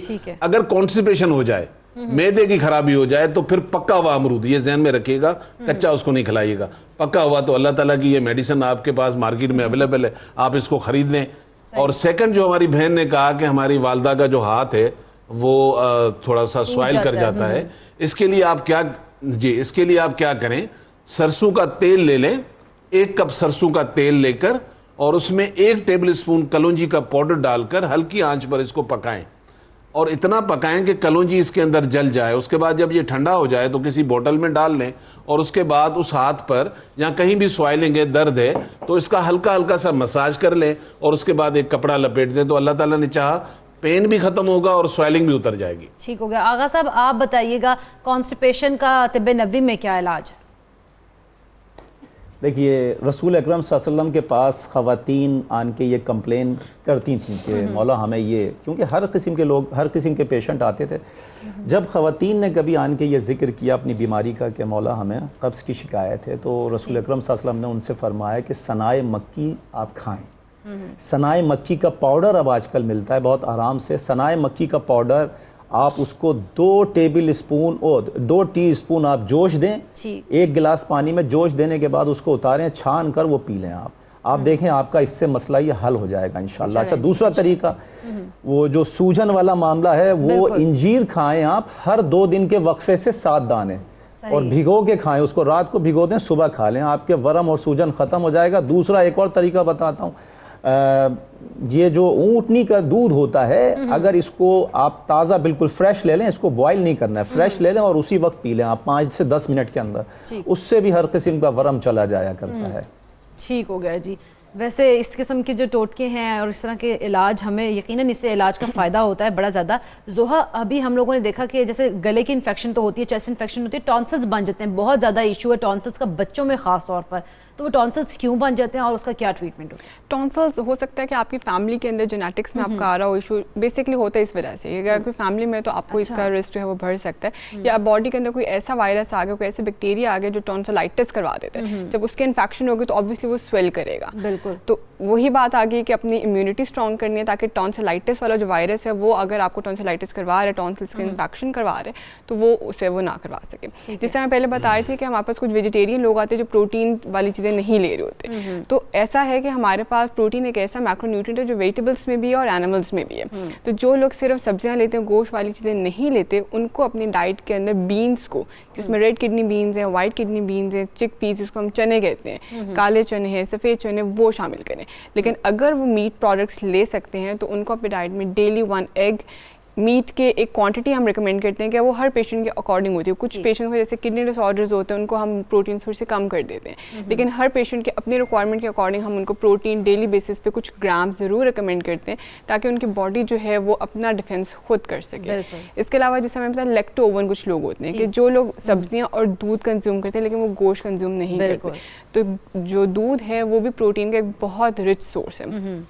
तो अगर अपनी डाइट में आप डेली 3 गिलास दूध या गोश्त, 1 एग डेली कंज्यूम कर लेते हैं, तो आपकी बॉडी जो है वो किसी भी वायरस को डिफेंड खुद ही कर लेगी। इम्यून सिस्टम भी आपका स्ट्रांग हो जाता है। ठीक हो गया जी। आगा साहब लास्टली मैसेज दे दीजिएगा। जी हाँ, देखिए, मैं लास्ट में एक मैसेज ये देता हूँ कि कम खाइए और खुश रहिए। मौला ने फरमाया कि कम खाने में फ़ायदा ही फ़ायदा है और ज़्यादा खाने में नुकसान ही नुकसान है, और दिन में सिर्फ 2 टाइम खाइए दोपहर का खाना स्किप कर दीजिए, आप ताहयात खुश रहेंगे, आप मज़े में रहेंगे, कोई बीमारी आपके करीब नहीं आएगी। सुबह खाइए और शाम में खाइए, शाम में 6 बजे खाइए, उसके बाद रात में आप कुछ नहीं खाइए। अगर खाना पीना है कुछ थोड़ा बहुत हल्का सा दूध ले लीजिए या कोई एक हल्का सा फ्रूट ले लीजिए। ठीक ठीक, बस खाने से बचिए, जितना आप खाने से कम खाना खाएंगे आपकी एज बहुत बढ़ेगी। आप जबरदस्त। ठीक है ईसा भाई, लास्टली मैसेज दे दीजिएगा। सुबह में हो सके तो आप बहुत अच्छा सा नाश्ता करें और दोपहर को अगर चाहें तो अवॉइड करके सैलड फ्रूट पे चले जाएं। रात की रोटी जितनी आप कम खाएंगे आप उतना ही बीमारियों से बचेंगे। और अल्लाह के रसूल ने फरमाया कि रात के खाने के बाद 40 कदम चला करें। तो हमें कोशिश करनी चाहिए कि रात का खाना खाएं, खुद भी और अपने बच्चों की भी आदत डालें कि थोड़ा सा हम अपने ही घर में टहल लिया करें। खाने के बाद हम सोफे पे बैठ जाते हैं, फिर टीवी होता है, उसके बाद बिस्तर होता है, तो खाना रात को उस तरह हजम नहीं होता। तो ये चीज़ें अगर हम अपने बच्चों को भी सिखाएं और ख़ुद भी उस पर अमल करें तो अल्लाह ताला हमें काफ़ी बीमारियों से महफूज रखेंगे। ठीक है जी, बहुत बहुत शुक्रिया ईसा भाई आपका भी और आगा साहब आपका भी कि आपने कीमती वक्त दिया, इतने ज़बरदस्त किस्म के टोटके हम लोगों को बताए हैं। तो वैसे अगर बात की जाए जोहा, हम लोग सर्दियों का सीज़न भी है, हम लोगों को बीमारियों से बचना है, अपना इम्यून सिस्टम तो स्ट्रॉन्ग करना है खुराक के ज़रिए, और कौन कौन से तरीके हैं जिससे हम अपना इम्यून सिस्टम स्ट्रॉन्ग कर सकते हैं? इम्यून सिस्टम हम वॉक के ज़रिए अपना स्ट्रॉन्ग कर सकते हैं, क्योंकि जब हम वॉक करते हैं हमारी बॉडी के जितनी भी फ्री रेडिकल्स अंदर आ जाए तो ब्रीदिंग के थ्रू इनहेल आउट और एक्सहेल आउट हो रहे होते हैं। तो वॉक को अपनी रूटीन में ज़रूर शामिल करें, क्योंकि खाना पीना तो हम कंट्रोल कर लेते हैं, लेकिन लोग अक्सर ये समझते हैं कि हम लोगों ने घर में यहाँ से यहाँ तक चली हमारी वॉक है। ये वॉक नहीं है।